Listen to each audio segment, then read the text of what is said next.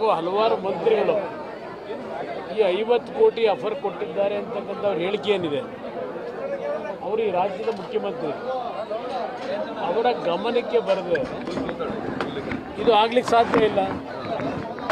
ಇದು ಬಹುಶಃ ಈ ರೀತಿಯ ಹೇಳಿಕೆ ಯಾರೋ ಒಂದು ರೀತಿಯ ಬಫೂನ್ಗಳು ಕೊಡ್ತಕ್ಕಂಥ ಹೇಳಿಕೆ ಆಗಬಾರ್ದು.